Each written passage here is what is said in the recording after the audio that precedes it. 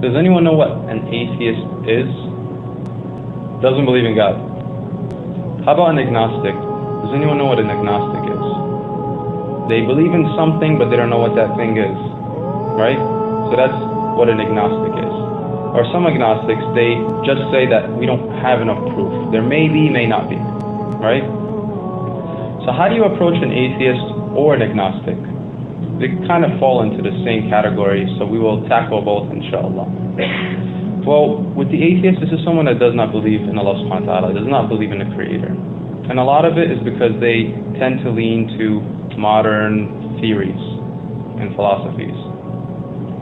So we need to first, always in Dawah, seek the guidance of the Quran. So Allah subhanahu wa ta'ala says in chapter 2, verse 164, that إِنَّ فِي خَلْقِ السَّمَاوَاتِ وَالْأَرْضِ, verily in the creation of the heavens and earth, وَاخْتِلَافِ اللَّيْلِ وَالنَّهَارِ, and in the alteration of the day and the night, وَالْفُلْكَ الَّتِي تَجْرِي فِي الْبَحْرِ, and the ship that sails in the sea, بِمَا يَنْفَعُ النَّاسِ, that benefits man, وَمَا أَنزَلَ اللَّهُ مِنَ السَّمَاءِ مِن مَاءٍ, and the rain that Allah subhanahu wa ta'ala sends down, فَأَحْيَا بِهِ الْأَرْضُ بَعْدَ مَوْتِهَا, that brings life, right, after death. So the plants are dead, Allah brings them life. وَبَثَّ فِيهَا مِن كُلِّ دَابَّةٍ وَتَصْرِيفِ الرِّيَاحِ, and all the creation that Allah subhanahu wa ta'ala has created, the animals and the trees. And it says, لَآيَاتٍ لِقَوْمٍ يَعْقِلُونَ, that this is all signs for those who ponder, those who think. Another verse in Surah Fussilat in chapter 41, verse 53, it says, سَنُرِيهِمْ آيَاتِنَا بِالْآفَاقِ وَفِي أَنفُسِهِمْ, we will show them our signs in the horizon and in their own selves, حَتَّى يَتَبَيَّنَ لَهُمْ أَنَّهُ الْحَقُّ أَوَلَمْ يَكْفِ بِرَبِّكَ أَنَّهُ عَلَى كُلِّ شَيْءٍ شَهِيدٌ. So we will show them our signs in the horizon and in themselves until it is evident to them, until it is clear to them, right, that this Quran is a true word of Allah subhanahu wa ta'ala.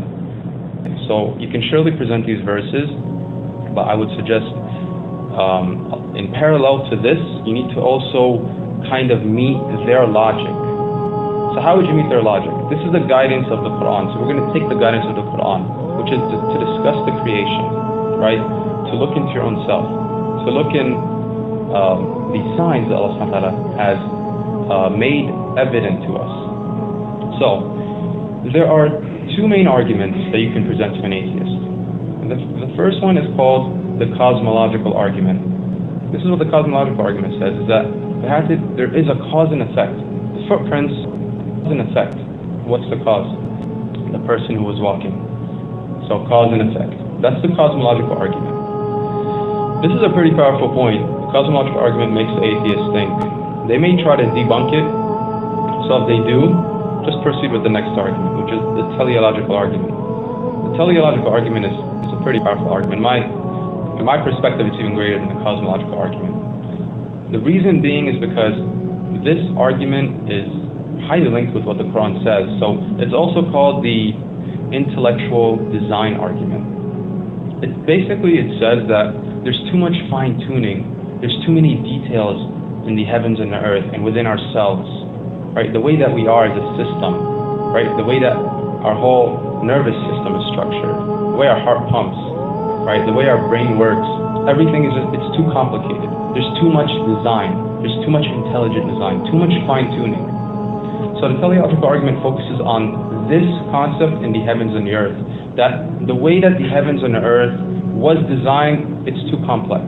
There's too much fine-tuning. And there is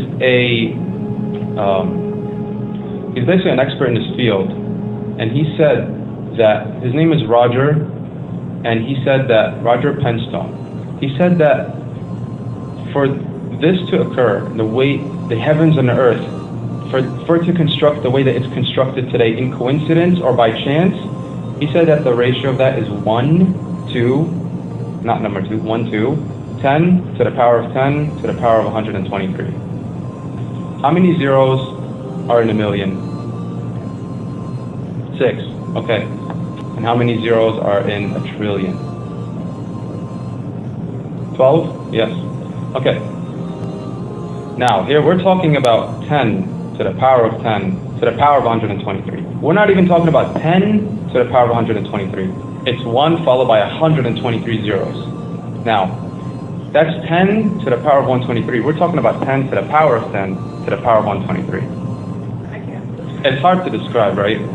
10 to the power of 10 to the power of 123 is the probability that the heavens and the earth, the universe, would have been created in coincidence. Now, does anyone know how many atoms are in the world in total? Okay, it's a really high number. It's 10 to the power of 79. That's the amount of atoms in the world. 10 to the power of 79. We're talking about 10 to the power of 10 to the power of 123. That's the probability. One out of that number. So just one out of that entire number, that the universe would have just happened out of nowhere, or by coincidence, or out of nothing.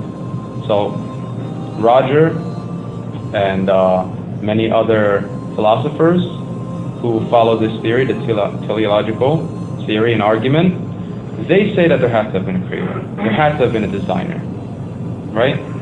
So essentially, this point, along with the cosmological argument, is two fair points to present to an atheist. And it really makes them think.